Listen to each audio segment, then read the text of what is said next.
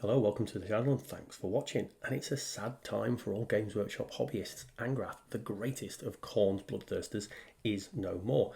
In a community article on the website recently, they talked about the removal of a number of models from the ranges, your last chance to buy before they go forever, including the plastic Space Marine Dreadnought, that one was a little bit sad, and quite a lot of forgeworld models, including Hector Rex, the Inquisitor and recent nemesis of Ggrath, and Ggrath himself.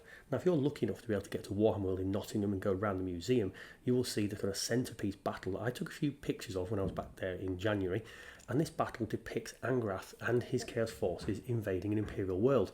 There's Titans on here, there's Brass Scorpions, there's models you very rarely see, all in a very impressive, well-lit, atmospheric battle with a staircase that winds around the central kind of spire of the building, which the Ultramarines are defending. And as you work your way up that central spire on the staircase, you will see at the very top of this display, taking pride of place, the bloodthirster Ggrath engaging in single combat.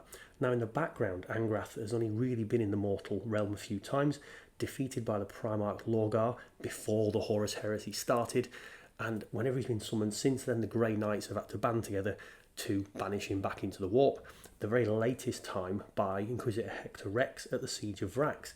Now, when we were down there at Warhammer World in January, a friend of mine brought Ggrath to use alongside his World Eaters Khorne army, and I took a little video of it, partly because it's an impressive model, but also because I actually painted this for him as a wedding present about 18-19 years ago, and I've not really seen it since. Now obviously, after that game at Warhammer World, we learned Ggrath had been discontinued, so we're playing again in London last weekend, and I asked him to bring it again so I could take some shots, just so you can really see how impressive this model really is.